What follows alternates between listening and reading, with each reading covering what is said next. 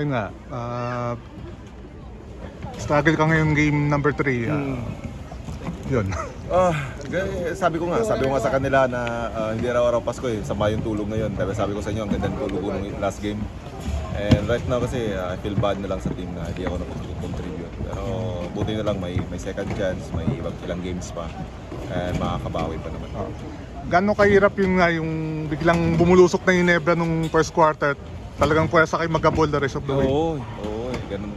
Mahirap sila pigilan pag nakakashoot talaga sa una eh. So may mga lapses lang din. Yun nga, back to the drawing board na naman. Kung ano yung adjustment na gawin namin for the next game. Medyo nasabon ka ni Coach Chot. Sige. Normal naman sabi ko sa kanila, normal naman sa team eh. Pag sabihan ako, sabi ko nagkamali coach, nagkamali. Pero normal yun eh. Nirespeto ko yung coach ko. And yung maganda lang kasi yan, doon kayo magkaintindihan talaga eh.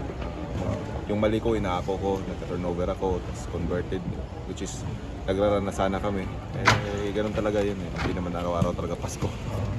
Gaano mo gagamitin itong struggles mo and then yun nga, na makabawi ka for game number 4? Adjust lang. Buti nga lang, sabi ko buti may next game pa. Kung last game to, di ba? Yun yung pinakamasama. Buti may next game pa para mag-adjust. Okay. Thank you guys. Thank you. Good night.